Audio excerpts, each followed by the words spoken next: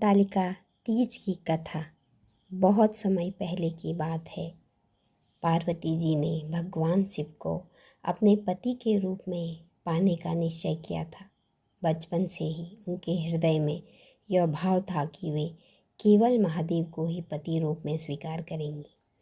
लेकिन राजा हिमवान उनका विवाह भगवान विष्णु से करने का निश्चय कर चुके थे। यह जानकर पार्वती जी व्याकुल हो उठी। तभी उनकी सखी ने उन्हें समझाया, यदि तुम सच में भगवान शिव को पति बनाना चाहती हो तो तपस्या का मार्ग अपनाना होगा। तुम्हें एकांत जंगल में जाकर कठोर व्रत करना होगा। सखी की बात मानकर पार्वती जी घने जंगल में चली गई और वहां उन्होंने भगवान शिव को पाने के लिए कठोर तपस्या शुरू की। उन्होंने कई दिनों तक जल अन्न कुछ भी नहीं लिया और केवल शिव का स्मरण किया।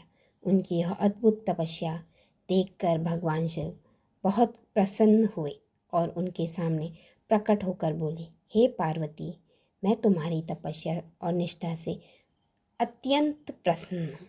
आज से तुम मेरी अर्धांगिनी बनोगी। इस प्रकार पार्वती जी को भगवान शिव वर के रूप में प्राप्त हुए। इस कहानी का महत्व, इस घटना की स्मृति में हरतालिका तीज का व्रत किया जाता है।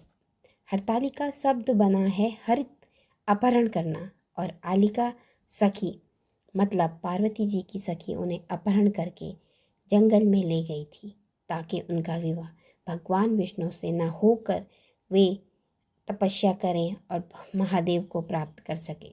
इसी दिन सुहागनें और कंवारी कन्याएं निर्जला उपवास रखकर माँ पार्वती और भगवान शिव की पूजा करती हैं। मान्यता है कि इससे अखंड सौभाग्य की प्राप्ति होती है और अविवाहित कन्याओं को योग्य वर मिलता है। धन्यवाद। ऐसी ही पौराणिक कथाओं को देखने के लिए like, share and subscribe visual story. धन्यवाद।